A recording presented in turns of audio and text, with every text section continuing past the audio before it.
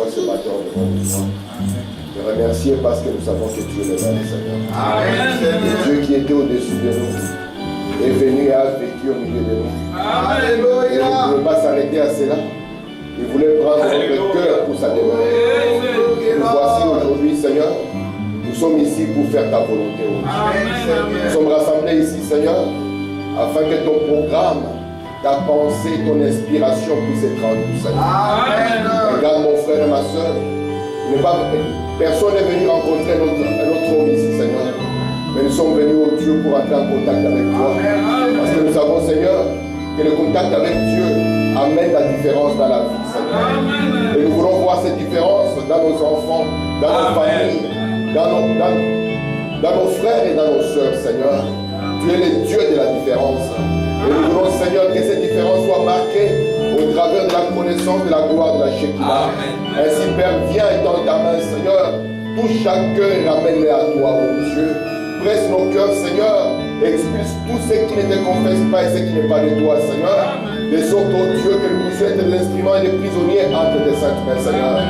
Guéris chaque maladie au milieu de nous, Dieu. Délivre chaque captif, au Père. Dis quelque chose qui nous aidera. Dis quelque chose qui nous attirera à toi. Quelque chose qui nous fera marcher au Dieu contre toi. Et quand nous avons commencé, glorifie ton nom, Seigneur. Car c'est temps pour toi, oh Dieu. Déploie, Seigneur, oh Dieu, ta croix dans le cœur de chacun, Seigneur Jésus. De sorte, Père, que les bénédictions de rédemption soient les partages de chacun. Que l'Église, Père, de la chair au dernier vivant, que ton esprit balaye tout, oh Dieu, et que la gloire te revienne à toi.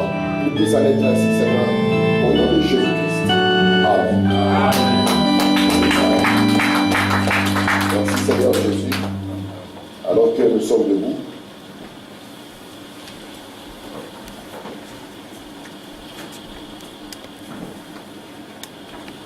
nous allons lire la parole ensemble.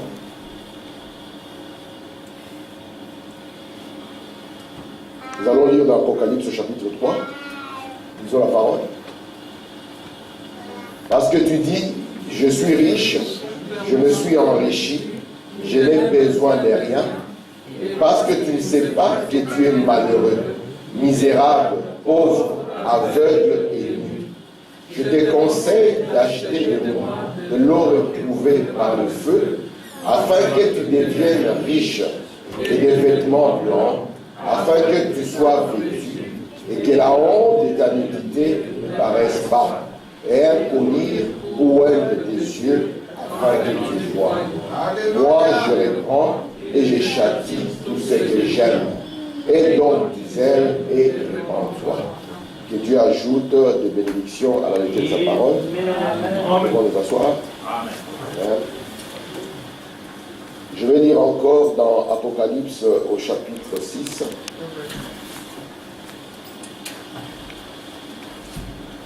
Je vais lire à partir du verset 12. Il est écrit ceci. Je regardais quand il ouvrit le 6e sceau. Il y eut un grand tremblement de terre. Le soleil devint noir comme un sac de crin. La lune entière devint comme du sang. Et les étoiles du ciel tombèrent sur la terre comme lorsqu'un figuier secoué par un vent violent jette ses figues vertes. Le ciel se retira comme un livre qu'on roule, et toutes les montagnes et les îles firent remuer à leur place. Verset 15. Les rois de la terre, les grands, les chefs militaires, les riches, les puissants et tous les esclaves, les hommes libres, se cachèrent dans les cavernes et dans les rochers des montagnes. Ils disaient aux montagnes et aux rochers, tombez sur nous et cachez-nous devant la face de celui qui est assis sur le trône et devant la colère de l'agneau. Car le jour de sa colère est venu, qui peut subsister. Amen. Amen. Que Dieu ajoute des bénédictions à la lecture de sa parole. Amen. Amen. Je vous remercie encore d'être là pour que nous puissions continuer cette étude que nous sommes en train de faire. Comme vous le savez, nous sommes en train de voir des livres d'Apocalypse par rapport à ce que Dieu a accompli dans ces livres. Et aujourd'hui, nous allons encore faire un petit pas, par la grâce de Dieu. Nous allons voir quelque chose qui va nous bénir, j'espère. Nous avons vu avec vous que Dieu a deux églises. Il a d'abord l'église naturelle qui est appelée Israël. que vous savez que Dieu ne peut jamais oublier Israël. C'est pour ça qu'il dit, même dans les psaumes, David le dit, si j'oublie Jérusalem, que ma langue m'oublie. Que ma langue reste collée à mon palais. Et ça, c'est quand Ariel Sharon est devenu Premier ministre, c'est avec cette phrase qu'il avait prêté serment. Et vous savez que cette terre, on ne peut pas jouer avec cette terre. Quand on commence à la morceler, une fois on chassait les Hébreux d'une partie de leur terre, et il y a un qui disait aux policiers, il dit, vous savez ce qui arrive à ceux qui morcellent cette terre. Tous les premiers ministres qui ont essayé de toucher à cette terre, quelque chose m'est arrivé. Remarquez maintenant, Dieu a un peuple, c'est un peuple naturel, c'est Israël. C'est pour ça que le Dieu que nous adorons, ce n'est pas un autre Dieu. Ce n'est pas le Dieu des Indiens, ce n'est pas le Dieu des Congolais. Le Dieu que nous adorons, c'est le Dieu d'Israël. Amen. Donc si vous voulez notre Dieu, vous êtes libre. Mais le Dieu que moi je vous donne ici, c'est le Dieu d'Israël. Le Dieu d'Abraham, le Dieu d'Isaac, le Dieu de Jacob, qui devient aussi notre Dieu. Parce que dans la parole de Dieu, nous sommes typifiés par Ruth la Moabite. Amen. Pour aller dans le pays de Moab, vous deviez traverser la mer morte. Très bien. Et Ruth la Moabite, frère Branham dit, remarquez, elle va retourner avec Naomi. Et lorsqu'elle retourne avec Naomi, elle ne revient pas avec les dieux de Moab, non. Elle dit à Naomi, ton Dieu devient mon Dieu. Amen. Elle retraverse, vous voyez, elle quitte le côté de la mort. Elle revient vers la vie. Elle dit alors à Naomi, tes lois seront mes lois. Amen. Amen. Amen. Tes trompettes seront mes sauts. Amen. Et c'est comme cela que Ruth parle à Naomi. Ainsi, le Dieu d'Israël, c'est le Dieu que moi je vous présente.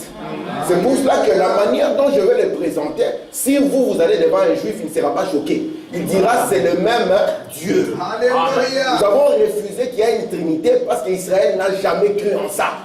C'était un nouveau Dieu que les gens ont fabriqué au cours des âges. Mais le Dieu que nous avons, c'est le Dieu qui s'est révélé comme étant le Père lorsqu'il était au-dessus d'Israël. Amen. Et Israël pouvait le contempler dans la colonne de feu. Et le Père qui était au-dessus d'Israël n'a pas voulu rester Dieu au-dessus d'Israël. Mais ce Dieu est descendu. Amen. Et il est descendu lorsqu'il a pris. Parce que Frère Branham nous montre que lorsqu'on dit Dieu va descendre, ça n'a rien à voir avec le mouvement de Baal. Alléluia. Parce que tout dans Dieu est dans ses définitions. Amen. Lorsqu'on dit Dieu descend, ça n'a absolument rien à voir avec le mouvement de bas et de haut. Parce que Dieu n'est pas en haut ici, c'est pas ça. Amen. Mais Frère Branham dit, quand on dit que Dieu va descendre, qu'est-ce que cela signifie? Ça signifie que le Dieu invisible va devenir visible. Amen. Et le Dieu invisible est devenu visible lorsqu'il a pris cette forme. Le Seigneur Jésus-Christ. C'est pour ça que la Bible dit, en lui habitait corporellement la plénitude de la divinité. Et nous avons vu que cette plénitude de la divinité a habité dans ce corps corporellement en l'an 30. Amen. Lorsque Jésus est devenu le Messie. Amen. Parce que Jésus n'est pas né le Messie, ne faites pas de confusion. Mais Jésus est devenu le Messie. Qu'est-ce que signifie le Messie? Ça signifie quelqu'un qui est oint. Et la Bible dit Dieu a oint Jésus du Saint-Esprit. En d'autres termes, l'Esprit est venu tabernacler dans ce corps afin d'accomplir Malachie chapitre 3. Et soudain entrera dans son temple le Seigneur que vous cherchez. Et là maintenant nous avons vu que lorsque le Messie entre en scène, nous sommes à l'an 30, n'est-ce pas? Et c'était le commencement de la dernière semaine de Daniel. Et remarquez, cette période d'Israël va courir jusqu'à l'an 70, n'est-ce pas? Pourquoi l'an 70? Parce que l'an 70, c'est là où Israël a été détruit. Vous êtes avec moi? Mais souvenez-vous, le Messie est resté jusque vers 33. Parce qu'en l'an 33, qu'est-ce qu'il y avait? En l'an 33, Jésus a été rejeté. Vous savez ça? Je crois que la plus grande erreur dans la vie d'un homme, c'est rejeter Dieu quand Dieu vient vous visiter. Amen. Même si vous êtes l'homme le plus riche sur la terre, c'est la plus grande erreur. Parce que ceci, c'était déjà arrivé ici. Lorsque Jésus avait son ministère, la Bible nous dit qu'il y avait un jeune homme qui était riche, qui était venu voir Jésus. Et ce jeune homme qui était riche, Jésus l'a regardé et Jésus l'a aimé. Pourquoi Jésus l'a aimé? Remarquez, lorsque le jeune homme, malgré qu'il était un bon membre de l'église, il savait qu'il n'avait pas la vie éternelle. Il est venu vers Jésus et a demandé à Jésus, bon maître, que dois-je faire pour avoir la vie éternelle? Jésus lui a dit d'aller observer le commandement. Qu'est-ce que le jeune homme a dit? J'ai observé cela depuis que je suis jeune. Et c'est pour ça que Jésus l'avait regardé et l'avait aimé. Mais il savait que quelque chose lui manquait. Venir à l'église, c'est très très bien. Mais vous devez aller au-delà de l'église. Vous devez arriver au point où vous connaissez Dieu. Si vous êtes un jeune homme, vous devez connaître Dieu au-delà de votre Père. Que ça ne soit pas seulement votre Père, mais vous devez connaître Dieu vous-même et personnellement. Amen. Cela est quelque chose de primordial. Chaque personne doit rencontrer Dieu. Amen. Abraham connaissait que Dieu était le Dieu d'Abraham. N'est-ce pas? Moïse savait que c'était le Dieu d'Isaac. Mais Moïse est arrivé au point où il a rencontré lui-même c'est Dieu. Et quand il a rencontré lui-même c'est Dieu, quelque chose s'est passé dans la vie de Moïse. Et ce jeune homme riche, Jésus lui a dit, viens, suis-moi. Pourquoi? Parce que dans la vie, si vous êtes un jeune, et si vous êtes même une personne, vous ne pouvez pas guider votre vie vous-même, c'est impossible. Frère Branham dit, l'homme est comme un agneau. Il faut quelqu'un pour le guider. Lorsque nous sommes venus sur la terre, Dieu nous a donné les parents, pour que les parents nous guident. Quand nous avons grandi, Dieu a permis que nous puissions aller à l'école et que nous puissions avoir des professeurs pour nous guider. Mais souvenez-vous, au-delà du fait qu'on a conduit notre corps et notre esprit, nous avons aussi une âme. Et qui va guider notre âme? C'est le Seigneur Jésus. Et Jésus est venu chez les siens. Et les siens ne l'ont point reçu. C'était l'erreur la plus grande. Puisse Dieu nous aider à ne jamais commettre cette erreur. Amen. Vous allez dire, mais Jésus, on ne le voit pas. Si Jésus était ici, moi je le croirais. Je dirais merci Seigneur, je le suivrai, je vais tout abandonner. Jésus, c'est la parole. Amen. Au commencement était la parole était avec Dieu, la parole était Dieu, et la parole a été faite chair. Aujourd'hui, suivre Jésus, c'est suivre ce que la parole recommande. Amen. Et remarquez, en 33, le Messie est retranché. Et qu'est-ce qui se passe ici? La Pentecôte descend, n'est-ce pas? Amen. Normalement, quand Israël avait rejeté Jésus, Dieu devait détruire Israël. Vous savez ça? Vous ne pouvez pas rejeter la parole et vous en sortir. C'est impossible. Est-ce que vous me comprenez là? Amen. Normalement, en 33, là, Dieu devait faire quoi? Il devait détruire automatiquement Israël. Mais qu'est-ce que Dieu a fait? Vous allez voir qu'en 33 ici, le Saint-Esprit est descendu. Marquez ça, n'est-ce pas? Qu'est-ce qui est descendu? Le Saint-Esprit. Et quand le Saint-Esprit est descendu, est-ce que les apôtres étaient restés les mêmes personnes qu'ils étaient avant? Non. Quelque chose les avait saisis. Quelque chose les avait transformés. Et qui étaient des peureux sont sortis pour prêcher. Ils n'avaient plus peur même pour leur propre vie. Ils ont commencé à parler. Ils ont dit, vous voyez, c'est Jésus-là que vous avez crucifié. Dieu l'a rendu Seigneur et Christ. Alléluia. Amen. Pourquoi? Parce qu'il y avait une puissance qui était venue d'en haut. Et cette puissance, c'était le même esprit qui était dans Jésus. Vous êtes là? Amen. Je vous dis que quand Israël a rejeté Jésus, Israël devait être massacré. Mais Dieu a voulu d'abord que quelque chose arrive. Amen. Et ce qui est arrivé avant, c'est que la Pentecôte est venue. Amen. Amen. C'est pour ça que Branham nous montre que quand Israël rejette Jésus, ils ne vont pas s'en sortir comme ça. Non, ils doivent payer cela. Amen. Et ici, en l'an 70, va s'accomplir Ézéchiel au chapitre combien? Ézéchiel au chapitre 9. Si vous avez le temps, si vous n'étiez pas là, vous pouvez lire ça à la maison. Ézéchiel au chapitre 9, on avait vu qu'il y avait six êtres qui étaient sortis avec des instruments de destruction, qui devaient parcourir la ville afin de détruire, n'est-ce pas? Et il y avait un autre qui était sorti, qui était vêtu de lampes. Et celui qui était sorti, il avait l'écritoire, et la voix lui a dit, on a empêché au 6 de détruire en disant que celui-là devait d'abord entrer afin de sceller celles-là qui sont en train de gémir et de pleurer pour les péchés qui se passent dans la ville. Et Branham dit, c'était qui cet ange qui était sorti pour sceller? Branham dit, c'était le Saint-Esprit. Et vous allez voir que le Saint-Esprit est sorti avant que la destruction arrive. Et le Saint-Esprit est venu, il a scellé ceux-là qui avaient reçu le Seigneur Jésus. Et chacun d'eux était scellé, de sorte que quand le jugement est venu, ils ne pouvaient pas connaître le jugement. Amen. Vous allez vous rendre compte que ça a pris du temps avant que le jugement n'arrive. Parce que ici, en l'an 53, donc prenez ceci, la ligne ici pour Israël, n'est-ce pas? Je prends la ligne en dessous, je vais la mettre pour rendre ça plus clair. Je prends la ligne en dessous ici, nous sommes en l'an 53. Je prends cette ligne, je la fais pour l'église. Vous voyez ça? Frère Branham nous a dit que ça commence à l'an 53, ça finit aux alentours de combien? 1977, n'est-ce pas? Frère Branham a dit c'est aux alentours de 1977.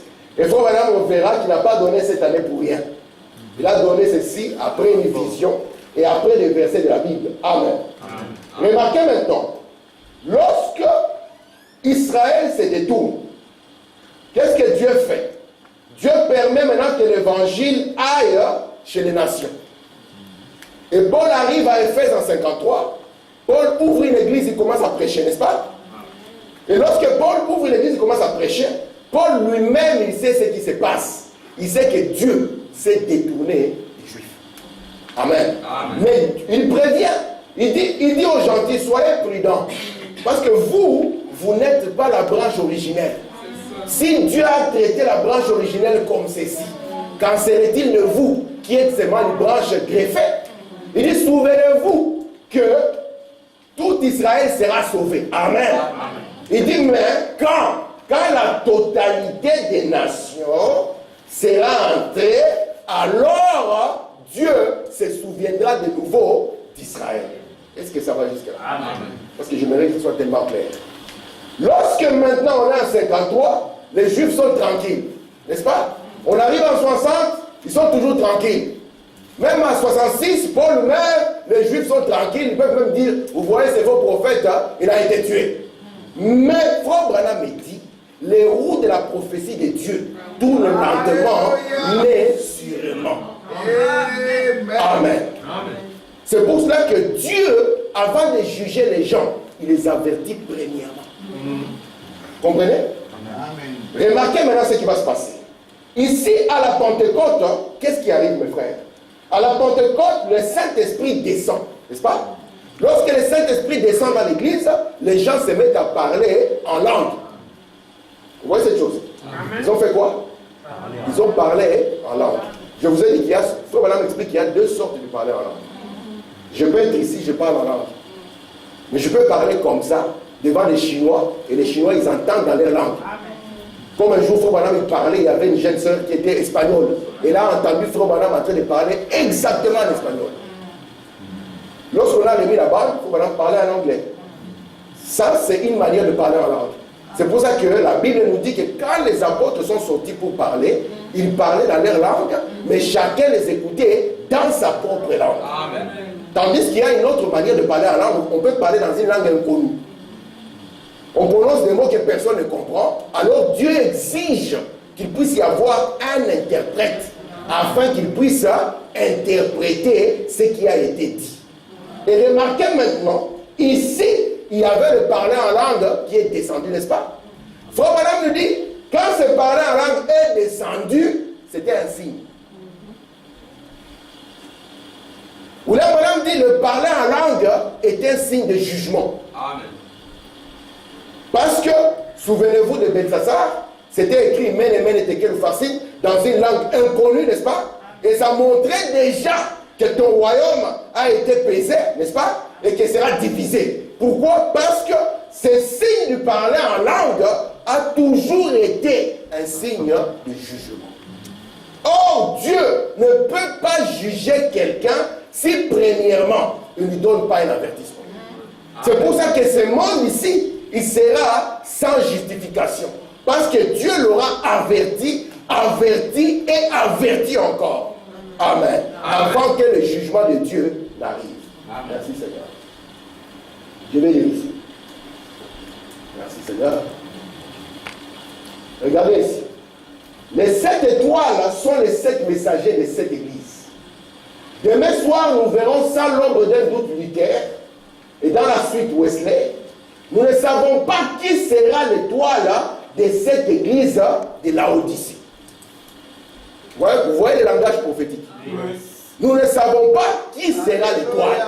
Parce que si un homme vient et il commence à vous dire « Je suis celui-là que Dieu a envoyé », ça commence à devenir suspect. Jean-Baptiste, quand il est venu, on ne savait pas qui il était. Jésus, quand il est venu, on ne savait toujours pas qui il était. Parce qu'un homme de Dieu, il est identifié quant à la parole. Amen. Et voilà, nous dit ici, nous ne savons pas qui sera le messager ou l'étoile de cette église de la Odyssée. Nous sommes dans cet âge maintenant, depuis 1906, quand la Pentecôte a commencé. Donc ici, nous pouvons mettre la même chose, comme ici, 1906, disons 1906, là aussi, la Pentecôte commence. N'est-ce pas?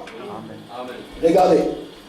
Il y aura un ange qui s'élèvera pour réprimer tous les dogmes et préparer l'église à aller à la maison.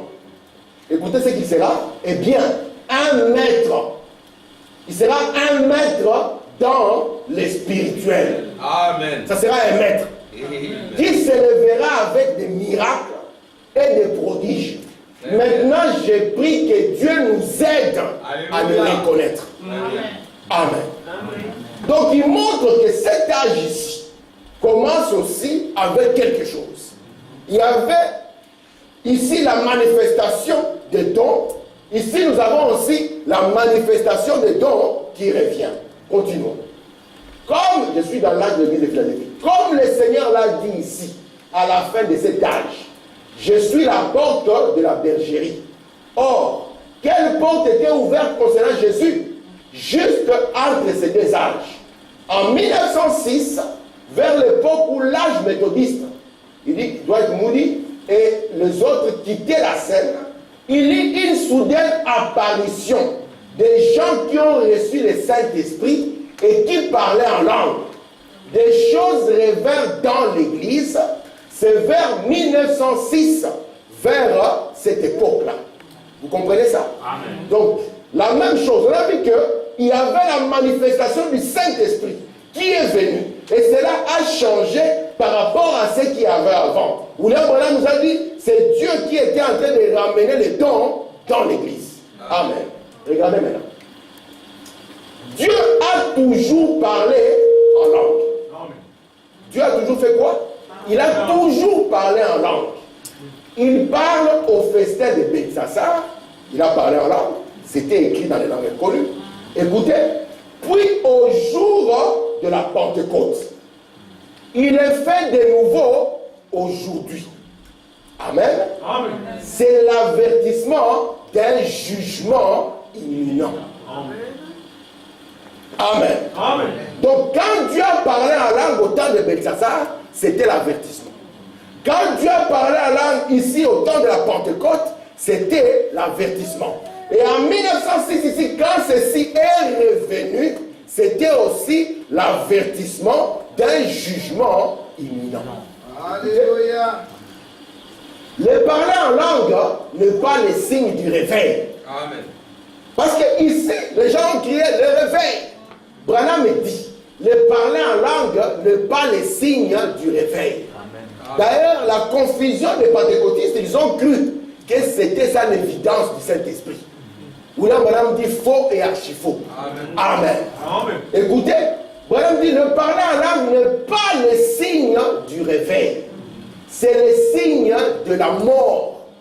Jésus, quand il mourait à la croix, il a parlé en langue. On a demandé qu'est-ce qu'il dit. Écoutez, est-ce qu'on va voir? Il a dit Eli, Eli, lama sabachthani.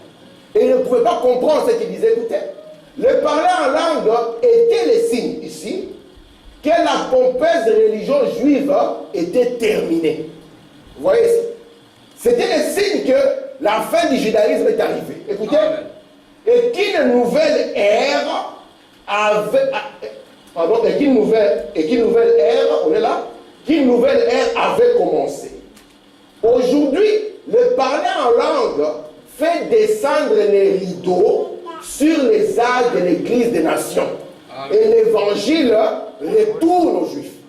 Ici, c'était la preuve que Dieu avait terminé avec Israël et que l'évangile allait aller maintenant aux gentils. Ici, quand ça vient, c'est que c'est un signe imminent. Que quoi? Que l'évangile retourne aux Juifs. Vous voyez ça? Écoutez, il dit ici, aujourd'hui, le parler en langue fait descendre les rideaux sur les âges des nations et l'évangile retourne aux Juifs. Les gens disent que le parler en langue annonce un grand mouvement spirituel. Ils ont raté le coche. La vérité, c'est qu'il est le signe de la fin de toutes les idées. Amen. Écoutez, les programmes et le royaume des hommes. Et que le royaume de Dieu est introduit. Réveille-toi, peuple de Dieu, réveille-toi. Branham nous dit Dieu parle en langue. Et cela, c'est un signe d'un jugement imminent. Il devait comprendre que, en l'an 33, les gens parlaient en langue. Il y a un jugement qui arrive en l'an 70. Et cela était la preuve que l'évangile quittait les Juifs pour venir aux nations. Et ici, le parler en langue vient encore à la fin des âges des nations. Pour montrer aux nations quoi? Que Dieu veut retourner encore se révéler aux Juifs. Est-ce que ça va? Amen. Et que ici, c'est quoi? Il dit, ici, c'est l'imminence d'un jugement. Est-ce que c'est clair jusque-là? Merci Seigneur. Prenons Apocalypse chapitre 7, parce que c'est là où il y a le jugement. Souvenez-vous de ceci, mes frères. Je vais mettre ici la troisième ligne. Oui. Je vais la mettre en bleu. Je vais mettre ici la troisième ligne. Je mets la troisième ligne ici. Supportez qu'il soit comme ça. Pourquoi je le mets comme ça? C'est pour que vous puissiez comprendre qu'il y a toujours une période de chevauchement. Amen. Il n'y a rien qui s'arrête brusquement. C'est toujours quelque chose qui va aller diminuant, tandis que de l'autre côté, on est en train de prendre de l'ampleur. Je vous ai dit que Dieu, quand il sauve l'Église, il le sauve par la grâce. Amen. Amen. Vous comprenez ça? Amen. Et souvenez-vous, ici, nous avons nos 7 âges de l'Église, donc notre chandelier peut être représenté ici. Et Frère Branham nous dit que dans cette partie ici, l'Église va commencer par l'expérience de la Pentecôte, et la Pentecôte va continuer, parce que chaque âge de l'Église ici sera l'âge du baptême du Saint-Esprit. Et quand nous avons vu les 7 fêtes d'Israël, Branham nous dira que les âges de l'Église, les 7 âges ici, les 7 âges, ça sera ici la fête de la Pentecôte. Vous comprenez ça? Amen. Amen. Les 7 âges de l'Église, la fête de la Pentecôte, quand Dieu retourne vers les Juifs, ça sera sous quelle fête? La fête des trompettes. Vous voyez ça? Est-ce que vous voyez ça, mes frères? Amen. Amen. Regardez maintenant ce que nous allons voir. Dieu ici, lorsqu'il vient vers nous, il nous apporte la grâce. Ici, c'est la rédemption par le sang. Mais souvenez-vous, Dieu aussi va trouver Israël. Ça ne sera plus la rédemption par le sang, ça sera la rédemption par le jugement. Maintenant, prenons Apocalypse chapitre 7. Après cela, je vis 4 anges debout, où ça? Aux 4 coins de la terre. Donc on voit 4 anges qui sont debout aux 4 coins de la terre. Écoutez, ils retenaient les 4 vents. 4 vents de quoi? De la terre. Afin qu'il ne soufflât point de vent sur la terre, ni sur la mer, ni sur aucun arbre. Écoutez, j'ai vu un autre ange qui montait du côté du soleil levant, qui tenait les sceaux du Dieu vivant. Il cria d'une voix forte aux 4 anges qui avaient été, à qui il avait été donné de faire du mal à la terre et à la mer, et il dit, ne fais point de mal à la terre, ni à la mer, ni aux arbres, jusqu'à ce que nous ayons marqué du sceau le front des serviteurs de notre Dieu. Amen. Et ici, il va entendre leur nombre. Leur nombre sera de 144 000. remarquez quelque chose sur lequel je voudrais attirer votre attention. C'est qu'on va nous montrer qu'il y a d'abord 4 anges. Et ces 4 anges, ils sont debout aux 4 coins de la terre. Donc ça signifie que c'est la terre entière qui est concernée. Vous voyez ça? Amen. Écoutez maintenant, ils vont retenir quoi? 4 vents. De manière que s'ils lâchent les 4 vents vont balayer la terre entière. Est-ce que c'est clair jusque-là? Disons ici la Bible. Dans 1 Chronique au chapitre 9. Le verset 24 dit, il y avait des portiers aux 4 vents. Comme je vous ai dit que les 4 vents dont il est question, ou bien les 4 coins de la terre, ce sont les 4 points cardinaux. Et on dit ici, il y avait des portiers aux 4 vents. Regardez, à l'Orient, à l'Occident, au Nord et au Midi. Donc de sorte que si on lâche les vents qui sont à l'Orient, à l'Occident, au Nord et au Midi, la terre entière est soufflée par ces vents. Est-ce que ça va? Amen. On continue. Jérémie chapitre 51. Ainsi parle l'Éternel.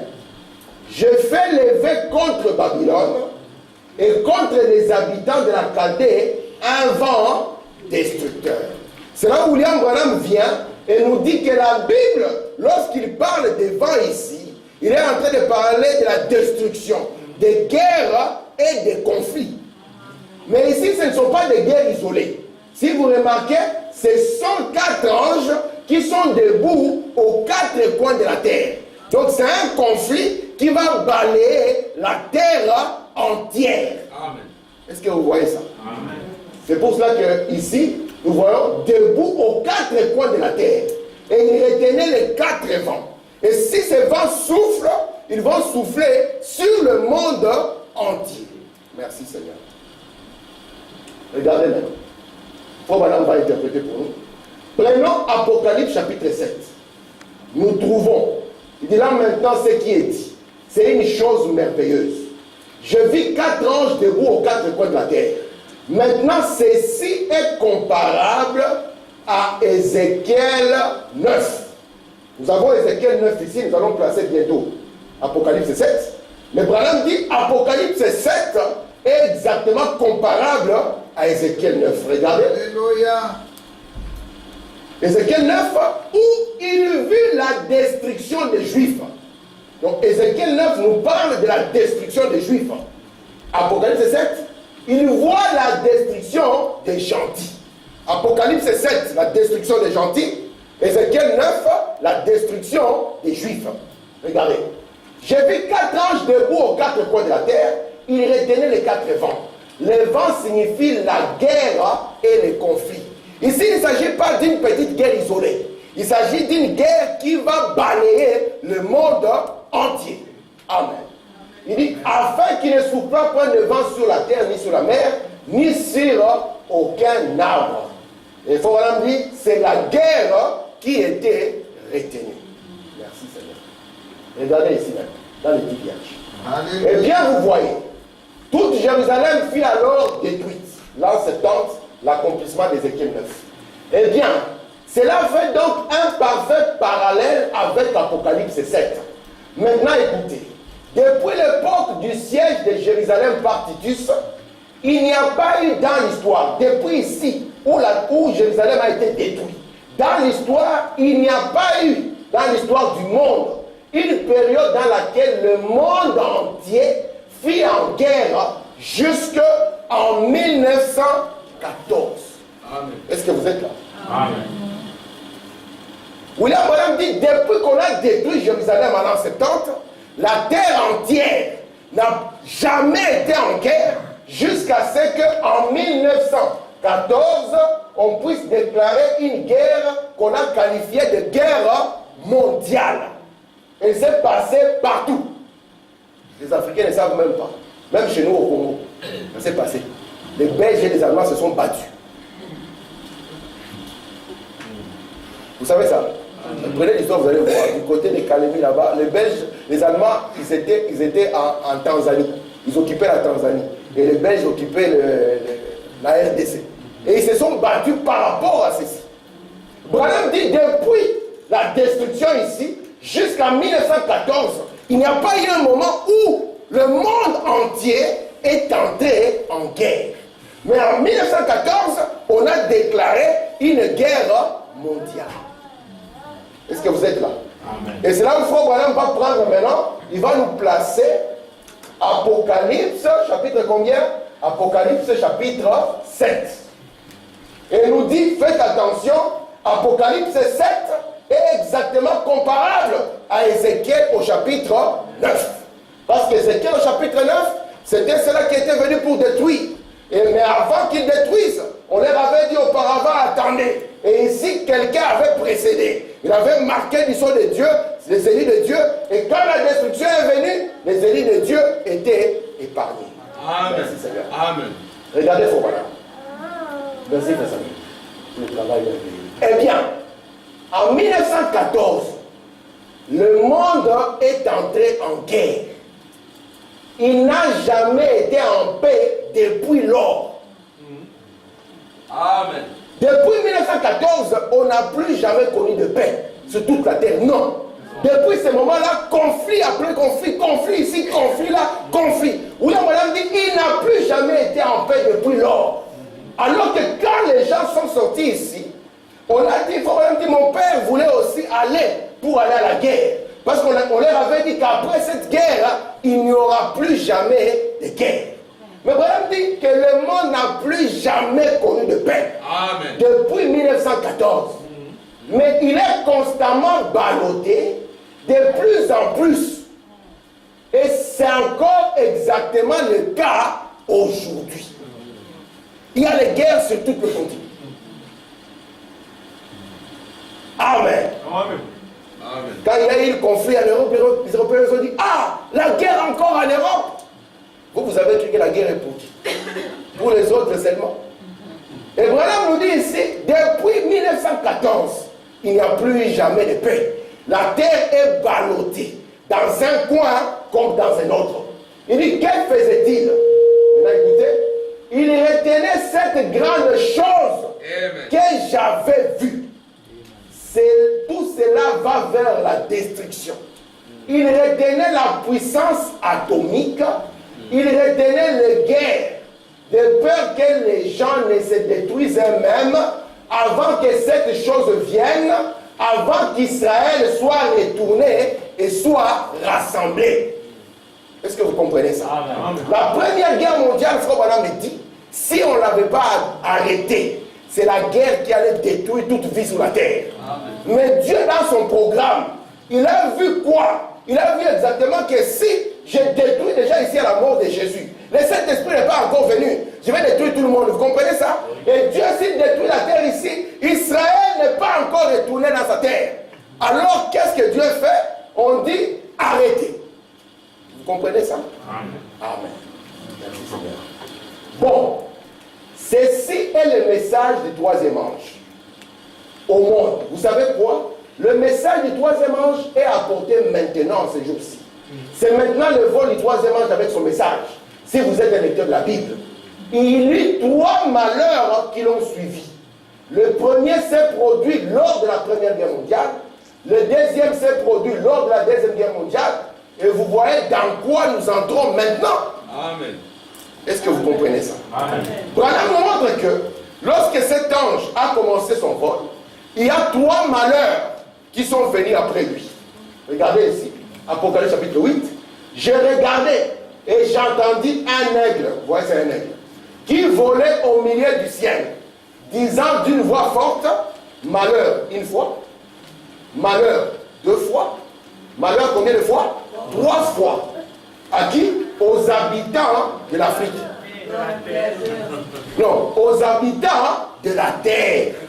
À cause des autres sons de la trompette que 3 anges vont sonner. Et voilà montre que lorsque cet ange vole, il y a 3 malheurs qui doivent venir. Et voilà nous montre que les 3 malheurs là, ce sont les vents qui soufflent sur toute la terre. Vous comprenez?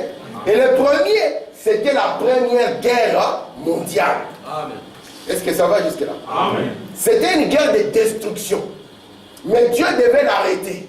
Pourquoi il devait l'arrêter? Parce que le but est donné dans Apocalypse chapitre 7.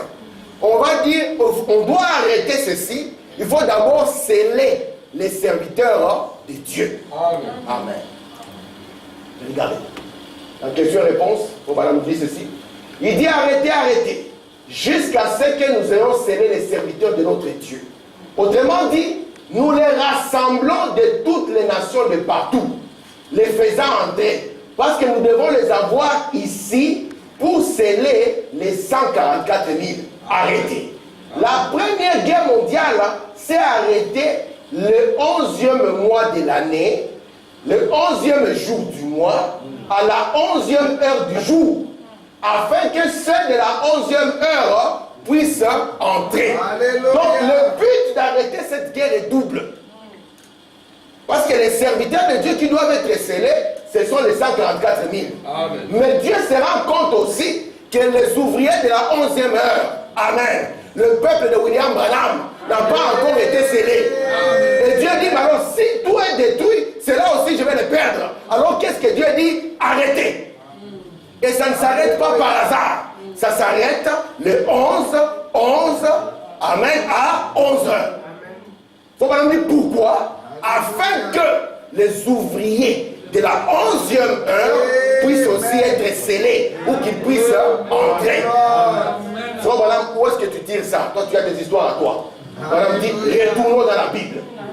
Matthieu chapitre 20.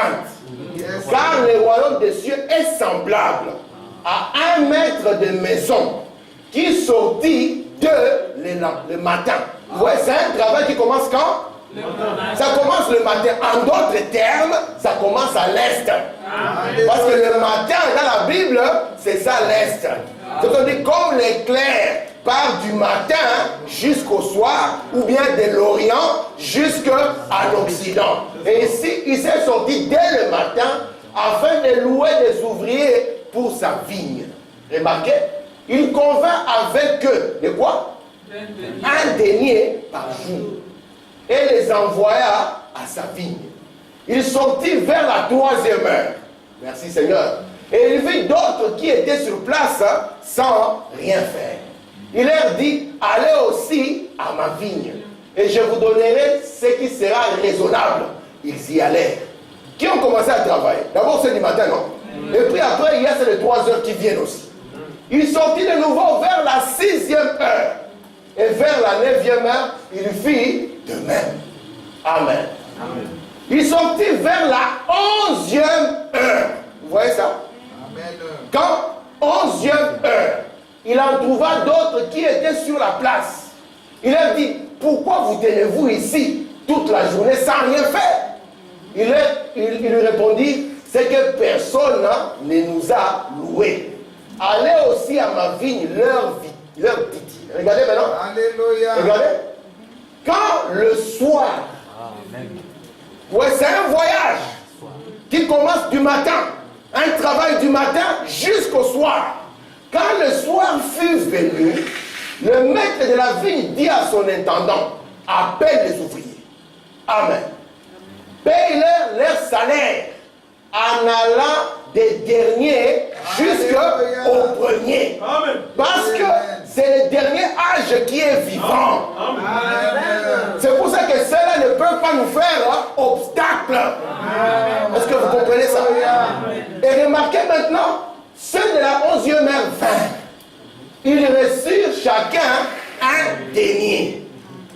Le premier vers ensuite, croyant recevoir davantage, mais ils reçurent aussi chacun un denier. Il faut me dire pourquoi c'est là.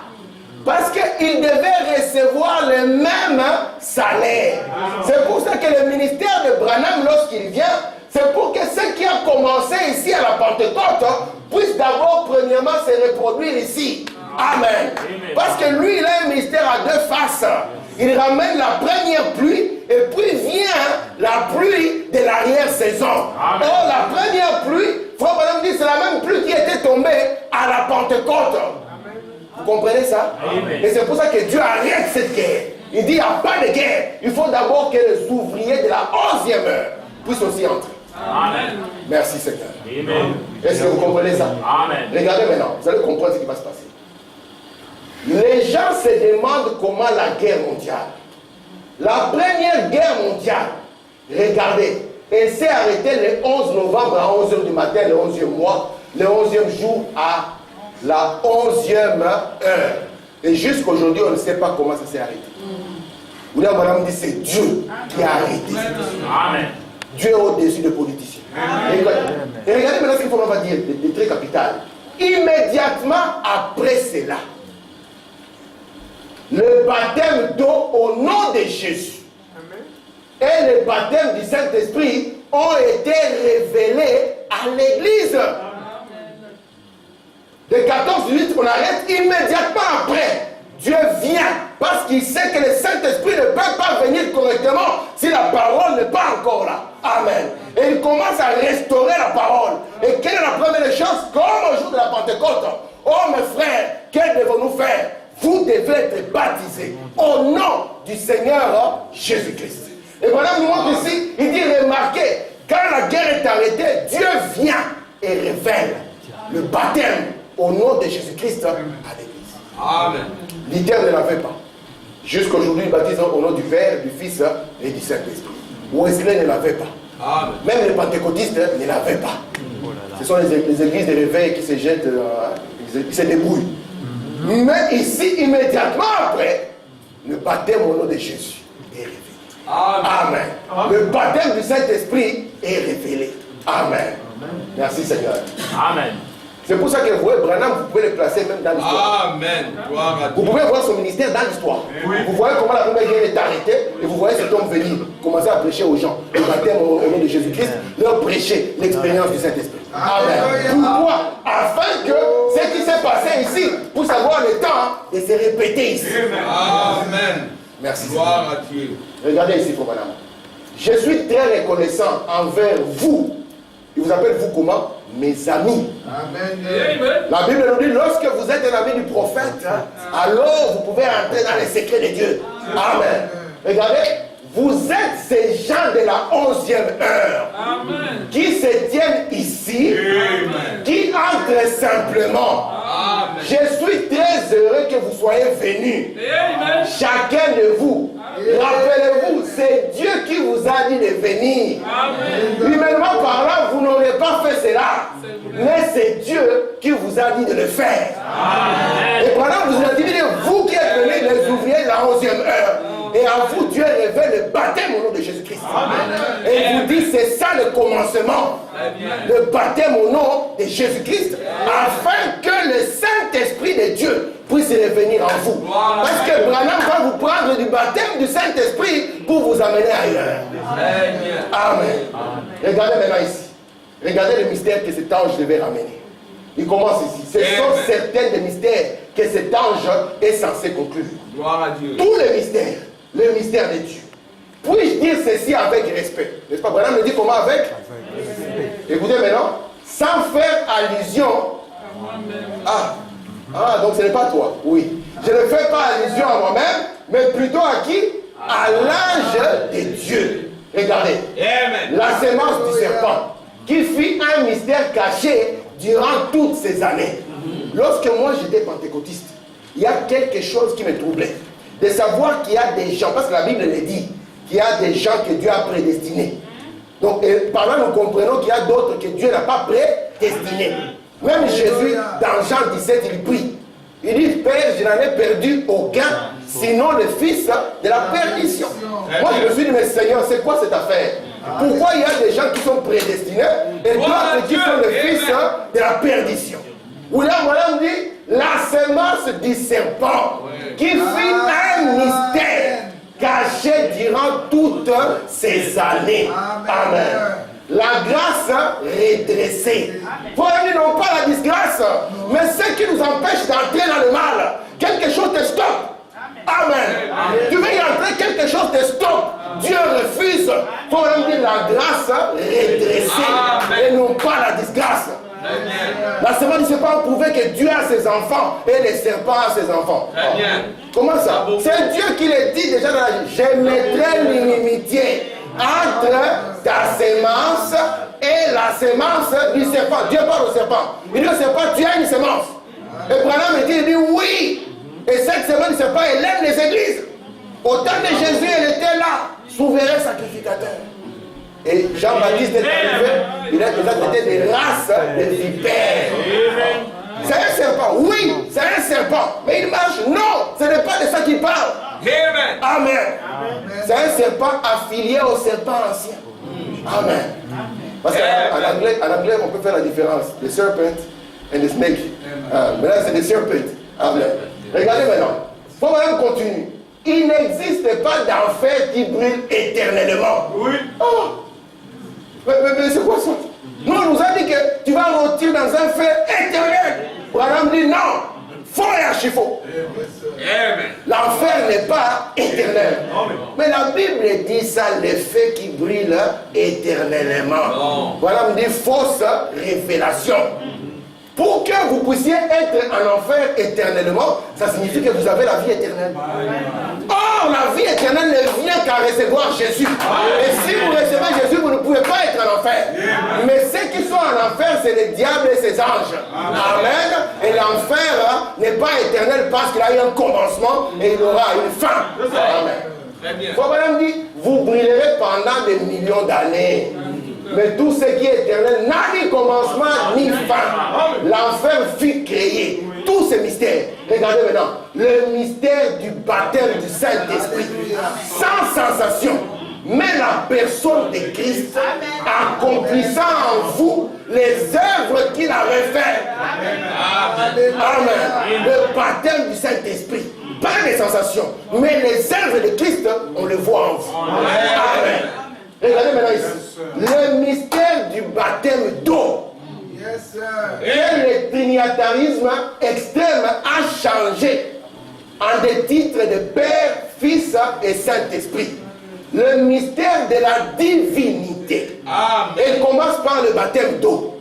Le mystère de la divinité, écoutez-moi bien, commence par quoi? Par le baptême d'eau. Écoutez, le mystère de la divinité s'accomplissant dans le baptême au nom de Jésus-Christ, selon le livre de la révélation que l'Église en ces temps devrait recevoir. Voilà certains de ces mystères. Et il termine par celui-ci. Le retour de la colonne de feu, c'est la chose qui est censée arriver et nous la voyons. Et dans Dieu de voilé, frère Branham me dit, il dit, vous voyez, il y a un mystère. La colonne de feu doit retourner afin de manifester le Fils de l'homme. Pourquoi cela, mes frères? Pourquoi cela? Amen. En l'an 30, Jésus est entré en scène. On vous a dit que Jésus avait pris l'avion pour commencer une campagne au Congo? Non. Jésus avait... Il n'y a pas d'avion. Les bateaux? Non. Oh, Jésus est arrivé en Égypte. Attendez, il va arriver au Congo. Vous attendrez longtemps. Amen. Jésus n'a jamais été chez les autres brebis, sinon les brebis perdues de la maison d'Israël. Et ici, Jésus, lorsqu'il est venu, il avait quelque chose de différent. Amen. Amen. C'était ce qu'on appelle les signes du Messie. Alléluia. Bon, madame dit, lorsque vous voyez ces signes, c'est la fin de la dispensation. Yes, sir. Et comment on sait voir ces signes? La semence du serpent qui s'était emparée du temple était incapable de voir ces signes. Mais une prostituée samaritaine, il était capable de voir ça. Et là, Jésus est arrivé dans la ville de Sychar en Samarie. Lorsqu'il arrive là-bas, Sychar ou Sychar, je ne sais pas comment on prononce, il arrive dans cette ville, n'est-ce pas? Amen. Il envoie les disciples aller chercher à manger.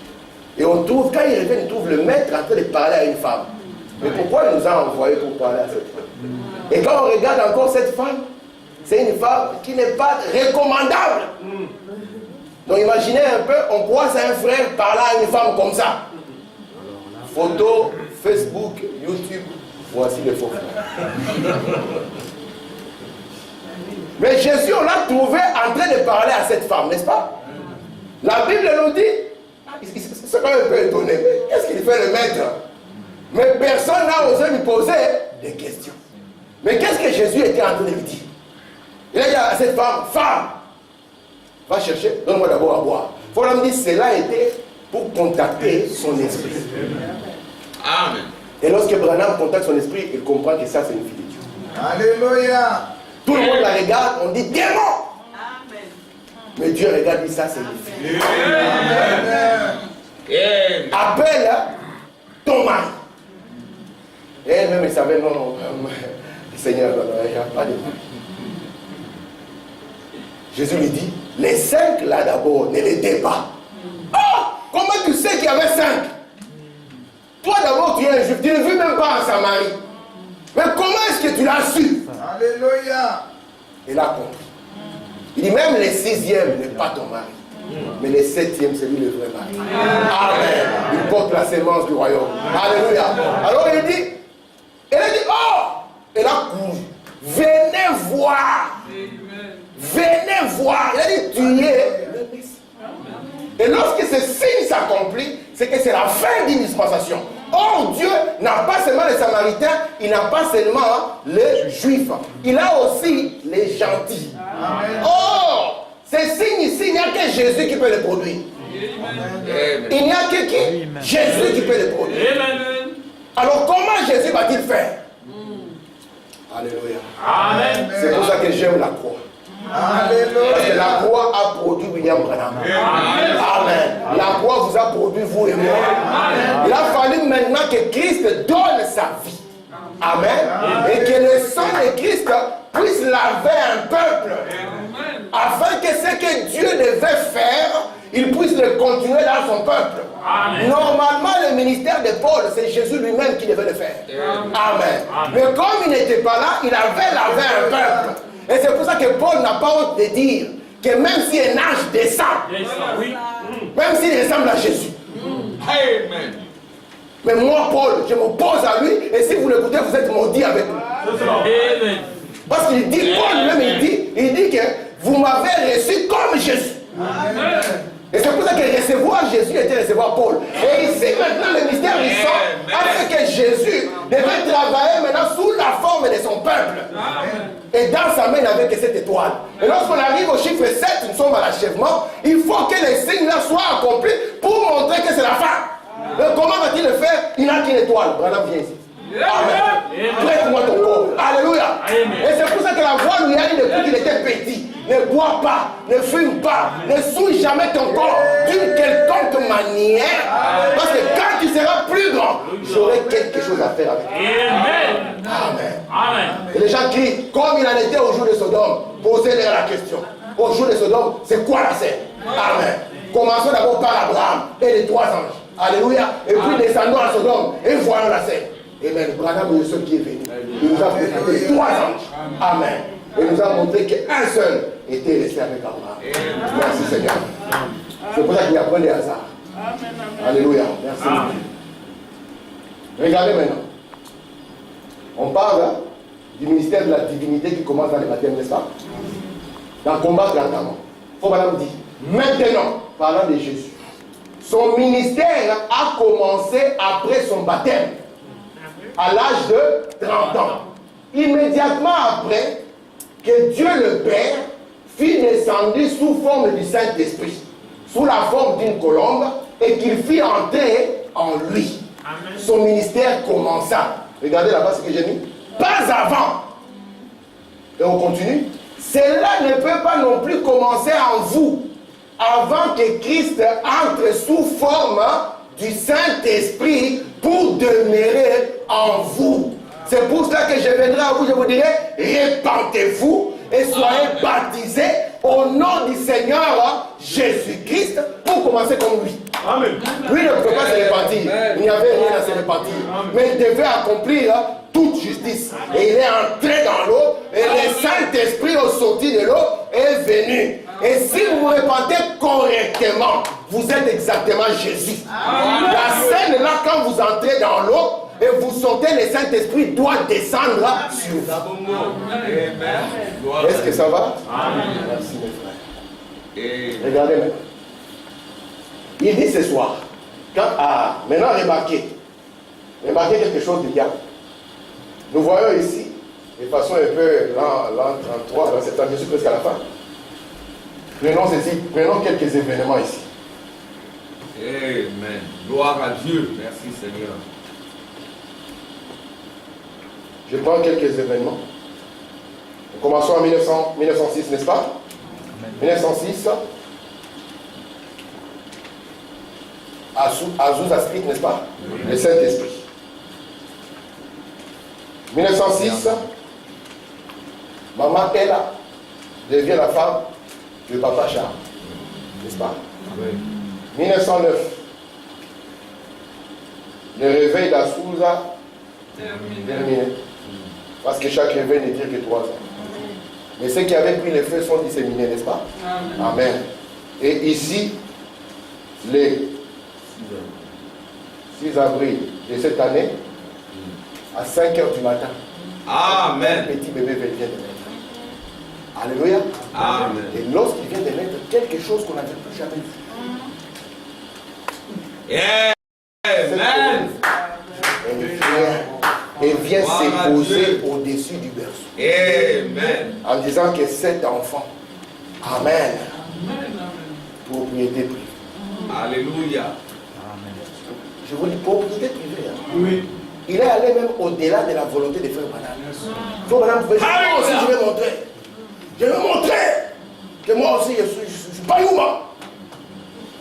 Pourquoi on me traite comme ça, comme si je dis, non, moi aussi je vais montrer. Je suis clair, comme on dit au Congo, clair. J'ai les yeux ouverts. Donnez aussi la bière. Donnez le whisky. Il pouvait prendre le whisky, n'est-ce pas? Il prend le whisky comme ça.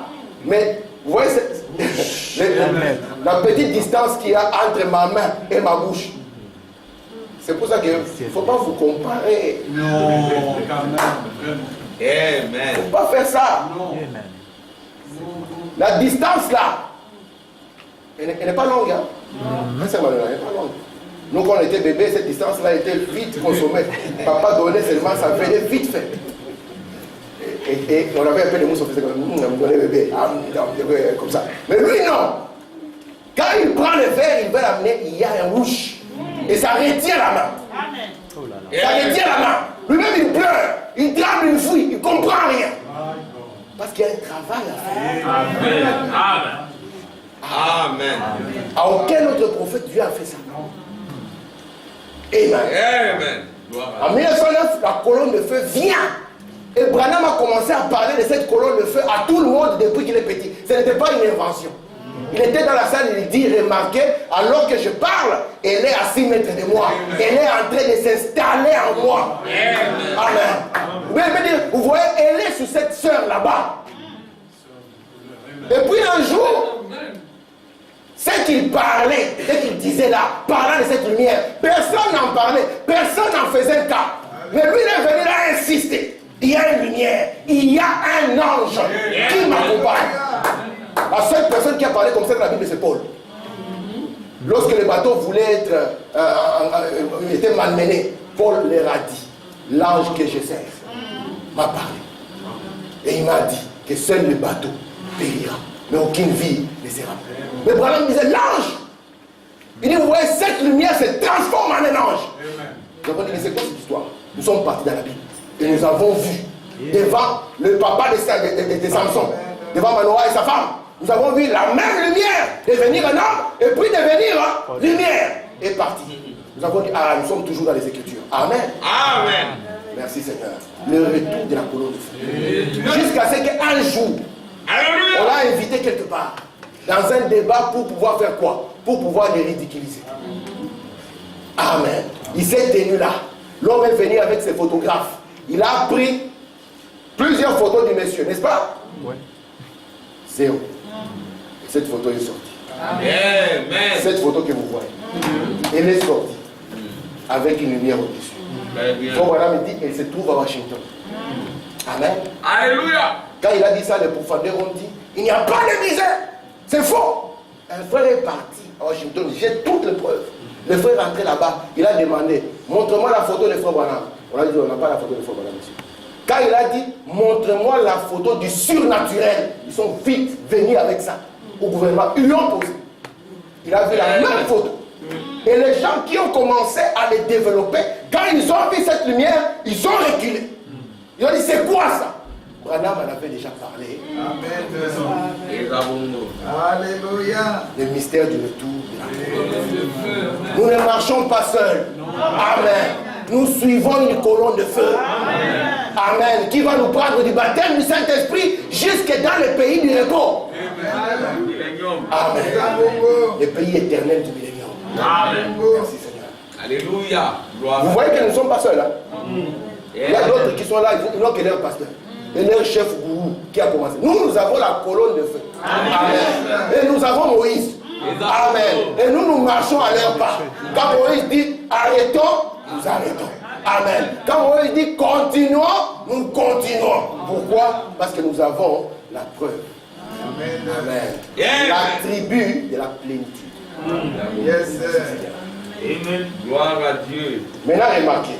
1909, n'est-ce pas? 1914, qu'est-ce qui se passe? Amen. 1914, la guerre mondiale. Elle commence.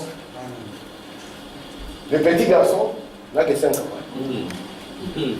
Son papa part à la guerre. Il amène la nourriture, il amène des sacs de haricots. Voilà, il disait, j'étais petit, il disait, c'est lui qui va venir chercher mon papa. Je vais le frapper avec les sacs de haricots. Le papa va, je vais aussi aller à la guerre. On dit au papa, toi tu restes. Mais Branham dit, beaucoup de ses frères sont partis. Et beaucoup de ses cousins sont partis. Et beaucoup sont morts à cette guerre. Amen. Amen. Regardez maintenant. Nous arrivons à l'année 1915. Vous voyez quelle année? 15. Qu'est-ce qui se passe à l'année 1915? Disons frère Branham. Alléluia. Il a dit, ce soir, quand je suis rentré chez moi, c'est un homme, hein? Je lisais dans le journal un article selon lequel vous étiez ici à Santa Rosa. C'est un homme qui parle à frère Branham. Écoutez, il a dit, j'ai dit à mon épouse, chérie, cela ne te dit rien d'une façon ou d'une autre. Et à ce que je sache, ces gens peuvent être assis ici à l'instant même. Il a dit, cela ne semble-t-il pas? Il a dit, oh, eh bien, a-t-il dit, le journal a écrit un article élogieux sur ce ministre.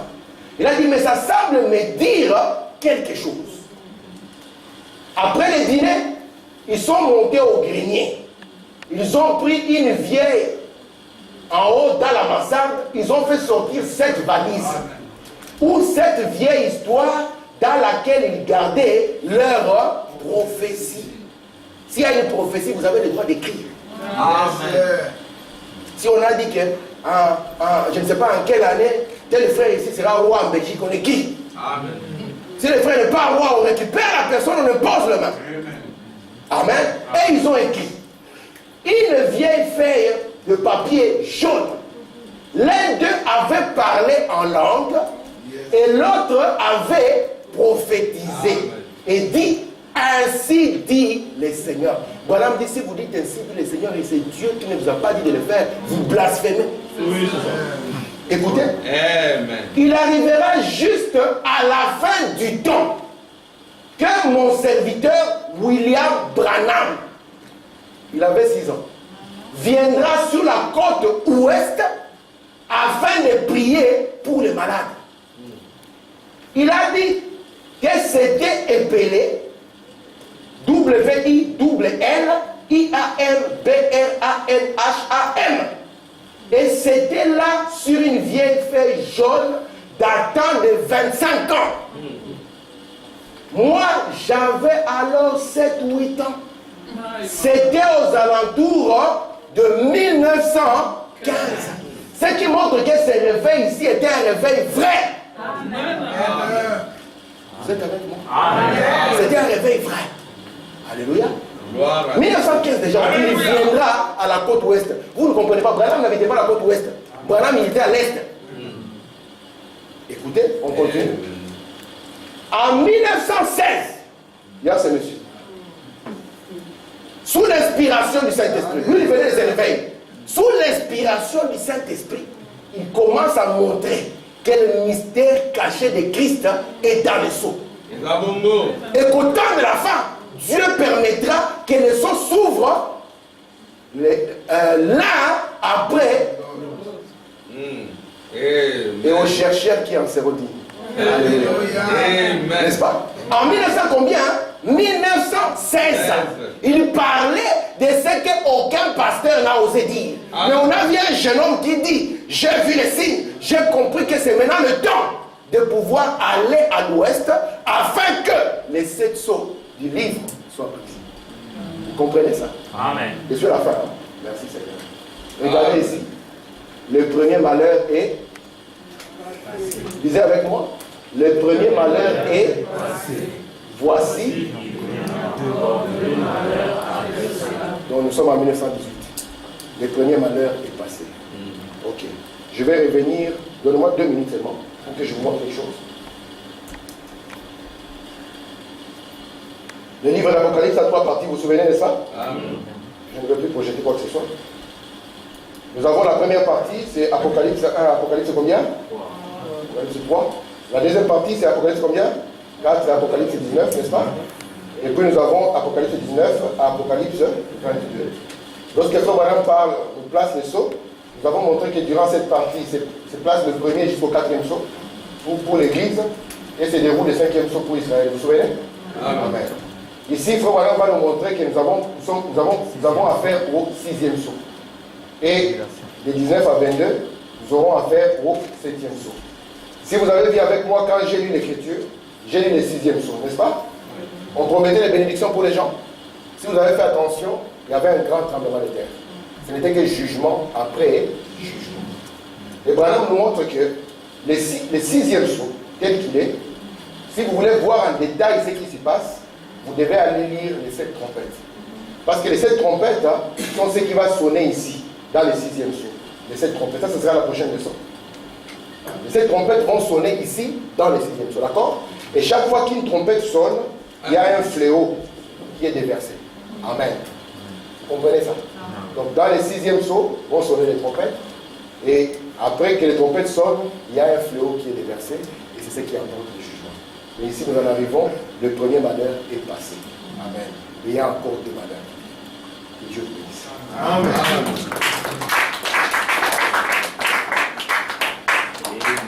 Nous allons nous mettre debout.